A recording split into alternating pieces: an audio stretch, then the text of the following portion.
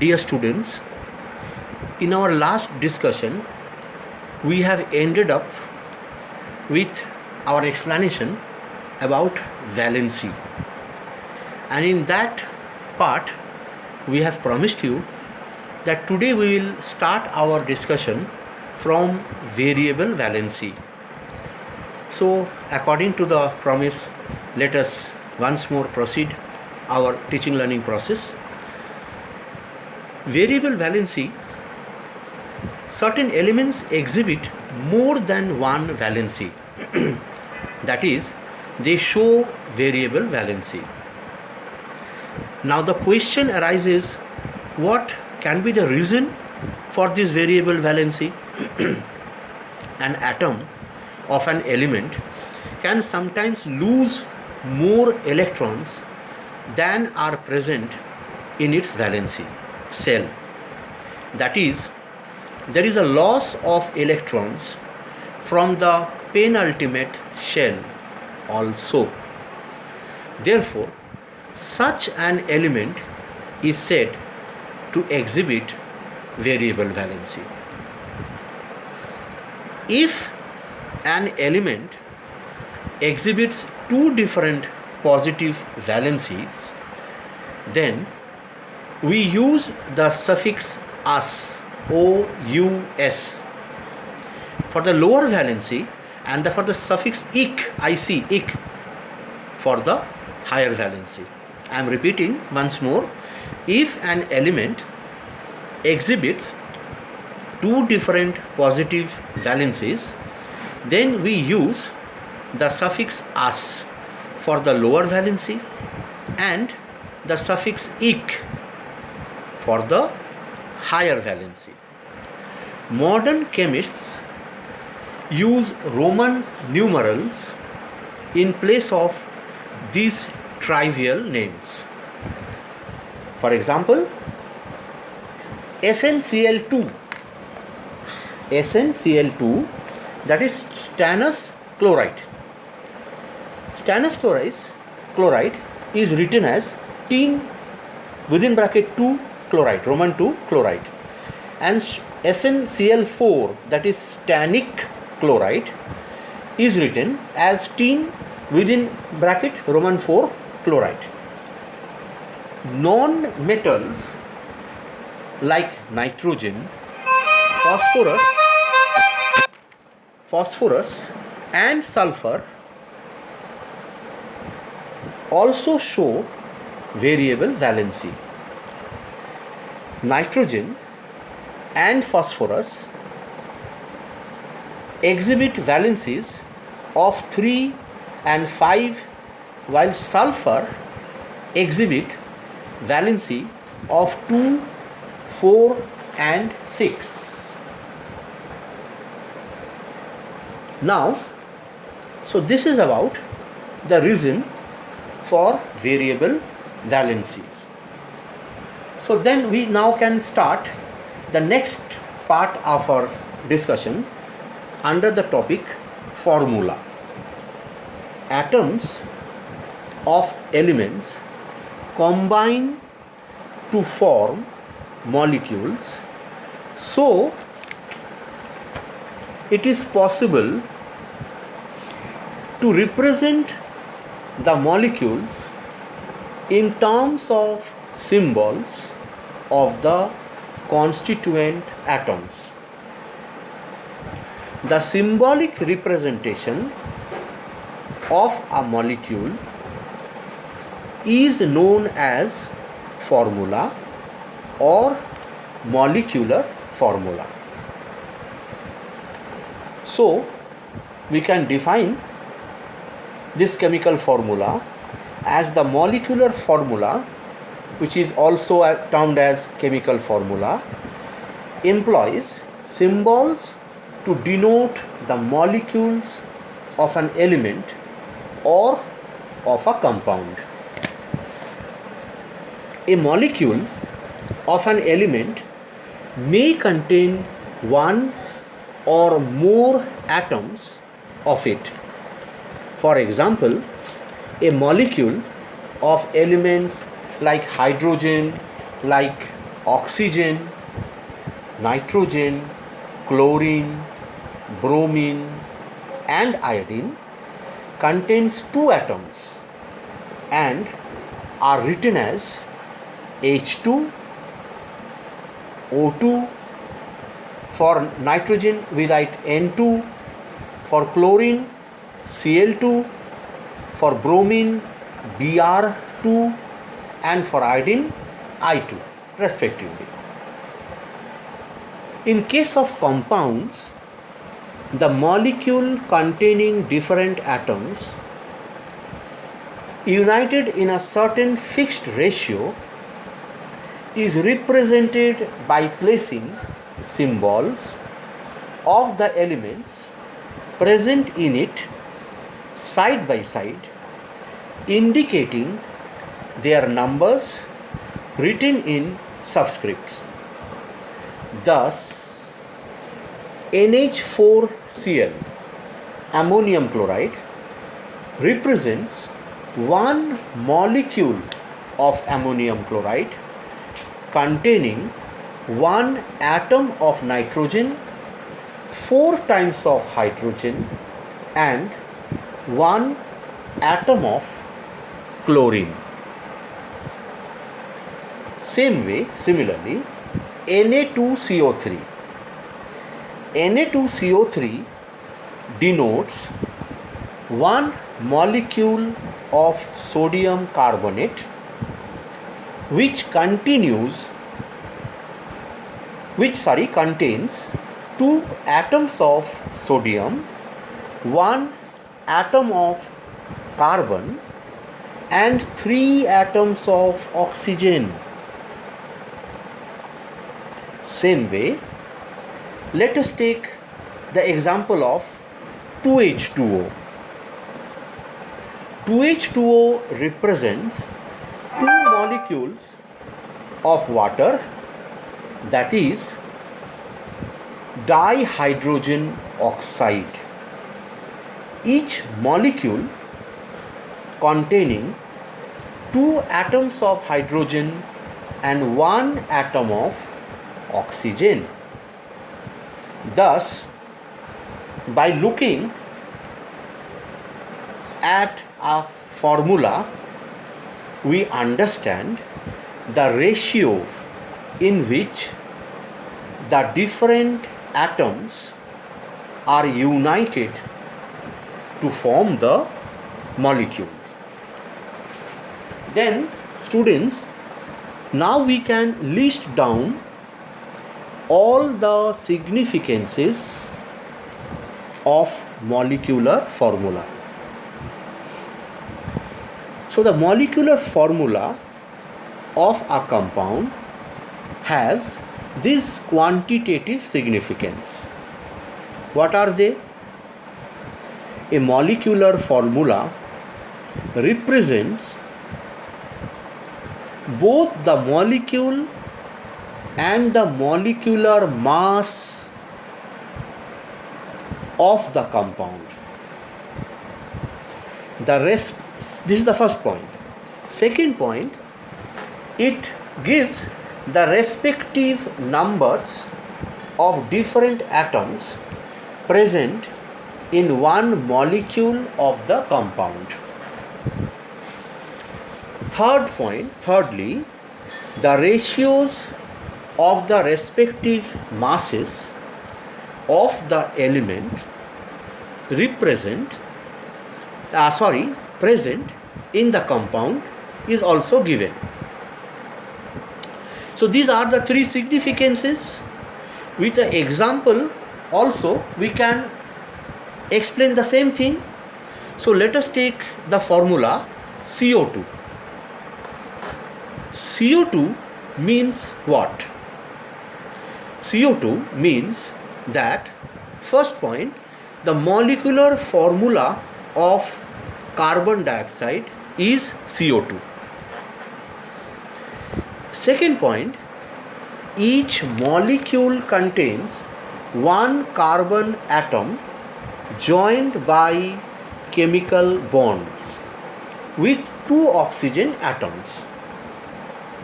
And thirdly, the molecular mass of carbon dioxide is 44, given that the atomic mass of carbon is 12 and that of oxygen is 16.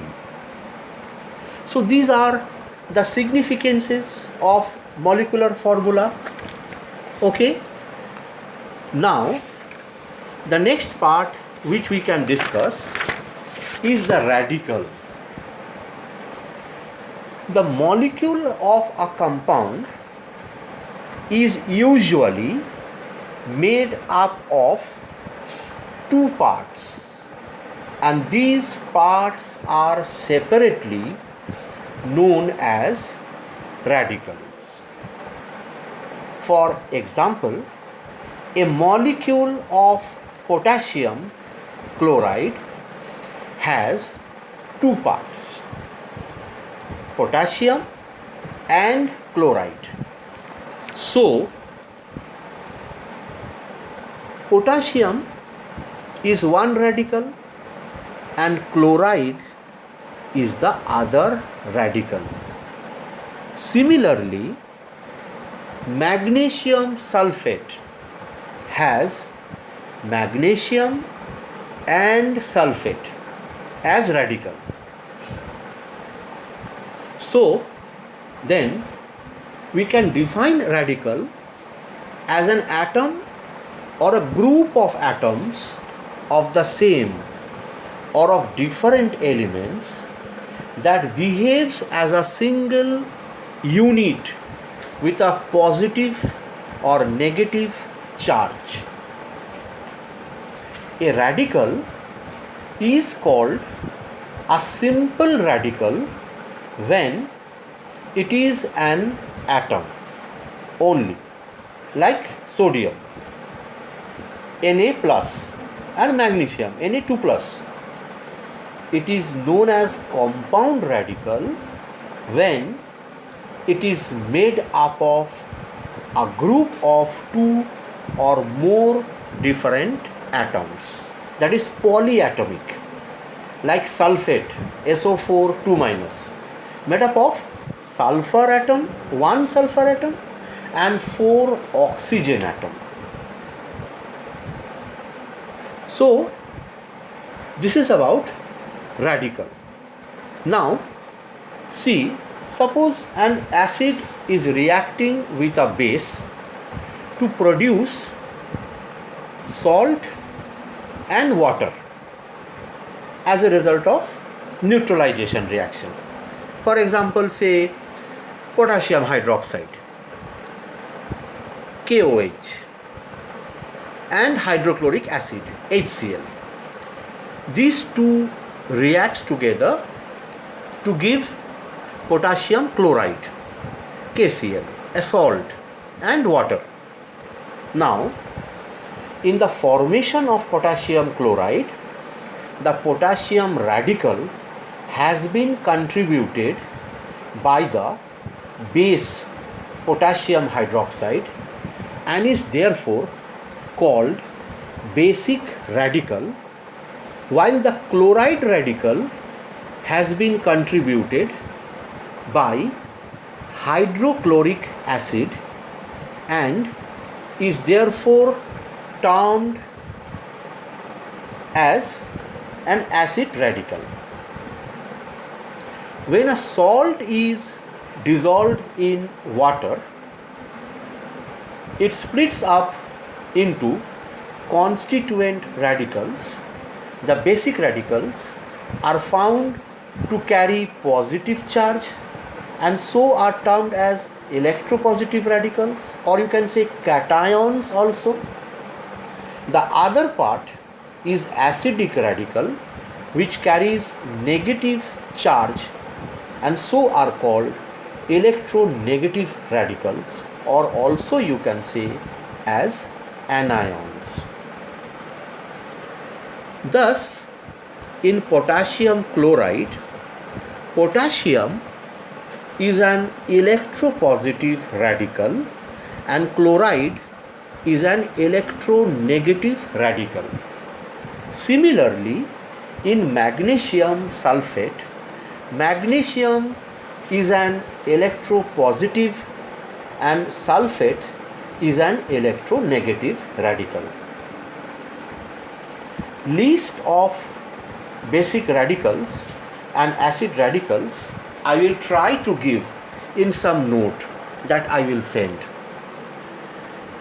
Now, radicals have their own combining power, that is valency, and it is according to this combining power that they form chemical formula. Okay? For example, in the compound ammonium carbonate, that is, there we write NH4 whole twice CO3. Here ammonium NH4 plus is a basic radical with a combining power 1, and carbonate CO3 2 minus is an acidic radical with combining power 2. So in this way we are having the radicals. Okay. Finally, we are having in this chapter the chemical equations. Clear? Chemical equations are also very much required for chemical reactions.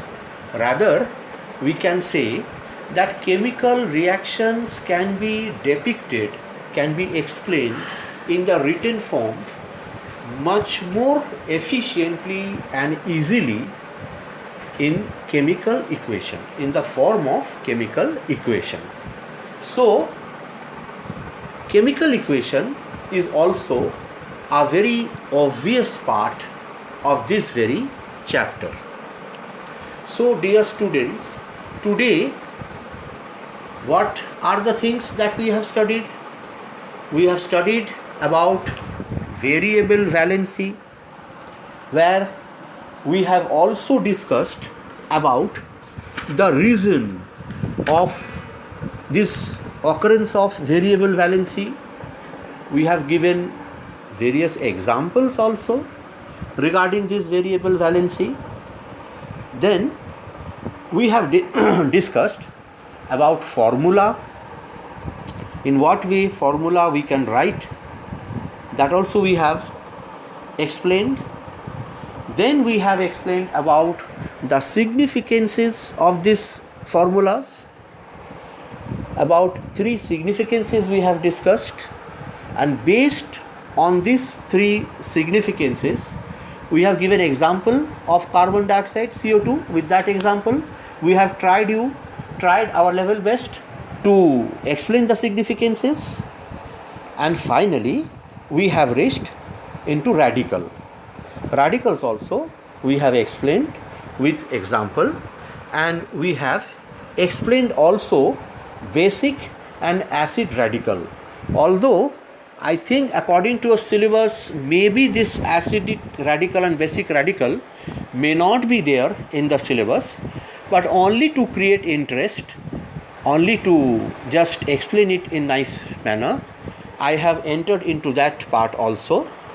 And finally we have ended up this very discussion. We'll start or continue this discussion next day with the chemical equation. As I said, chemical equation is also very important, because chemical reactions, whenever we'll discuss, whenever we'll explain in the written form, chemical equation will be the ultimate choice, the only choice. So we will discuss about these chemical equations also, but that will be in the next part. Today we will not continue anymore. We will continue this part in the next day with chemical equations, and I think I'll try to give some note also related to these chemical equations, this radical, this formula, all these things. And when the school will reopen, we can have some project work also over this very topic of variable valency or formula and radicals. So today we are ending here. Next day we'll again meet. Till then, goodbye.